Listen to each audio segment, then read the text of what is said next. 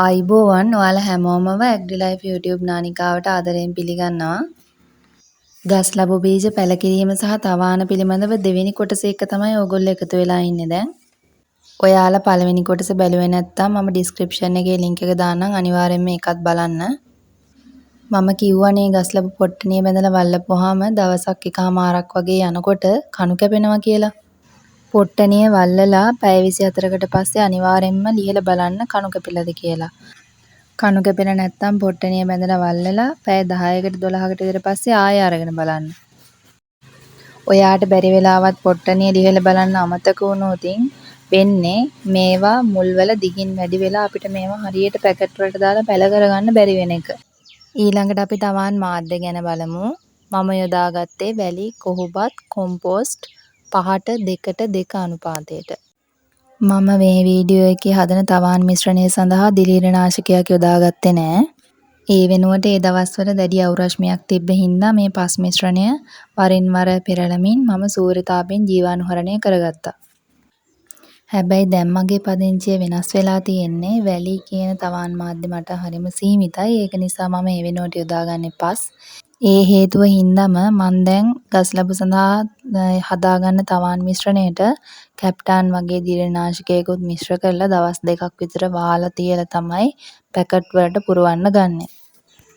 ඉතින් එහෙම තමයි නේද යාළුවනේ, අපි හැමෝගෙම ප්‍රදේශවල එකම විදිහේ පසක් නැහැනේ. ඉතින් ඒ වෙලාවට අපි ළඟ තියෙන සම්පත් හසුරුවලා අපි තවාන් මිශ්‍රණය හදාගන්න ඕනේ.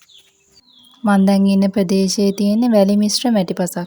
ඒකින්ද මම තවාන් සඳහා හදාගන්න නවානුපාතය පස් කොටස් 3ට වැලි කොටස් 2යි කොම්පෝස්ට් 2යි කොහොබත් 2යි.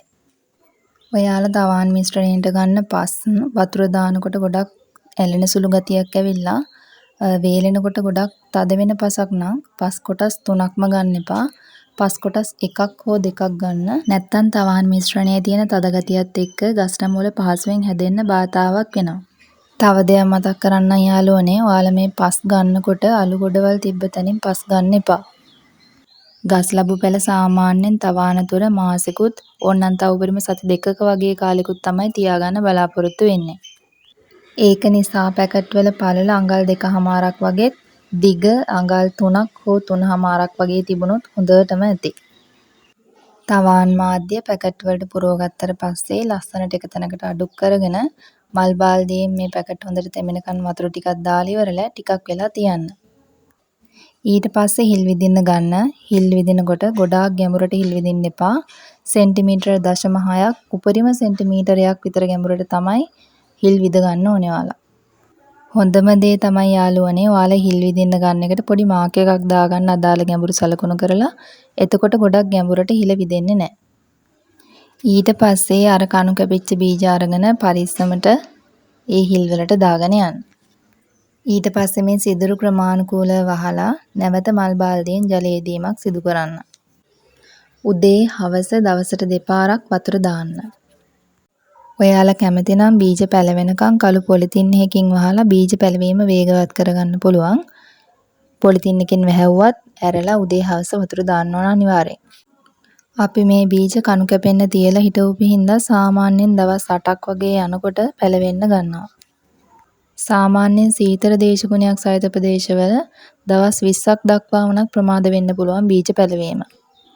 යාළුවනේ, ඔයාලා මේ තවාන වැස්සට තෙමෙන්න දෙන්න නැතුව ආරක්ෂා කරගන්න ඕන. ඒකින්ද වහින වෙලාවට වහන්න පුළුවන් විදිහටත් අනික් වෙලාවට අරින්න පුළුවන් විදිහටත් ඉටි රෙද්දකින් ආවරණය කරන්න ක්‍රමයක් හදා ගන්න ඕන.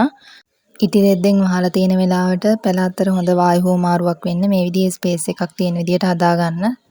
මේ ඉටි රෙද්දට ඉහළින් ඔයාලා ෂේඩ් නෙට් එකකින් වගේ දෙයකින් ආවරණය කරගන්නත් ඕන. අධික සූර්ය රශ්මියෙන් අපේ තවාන ආරක්ෂා කරගන්න.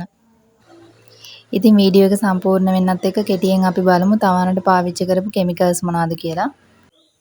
ගස් ලැබු බීජ පැලවුණයින් පස්සේ සතියෙන් සතිය වගේ අපි දිලීරනාශකයක් යෙදීම සිදු කරන්න ඕන.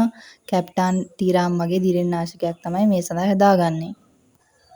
දවස් 4න් 4ට අවම දවස් 5කට සැරයක්වත් කෘමිනාශක දියර පොහොර යෙදීමක් සිදු කරන්න. ඔයාලට දියර පොහොර විදියට පොස්පරස් අඩංගු දියර පොහොර, ඇල්බර්ට් සොලියුෂන් වගේ දේවල් යොදා ගන්න පුළුවන්.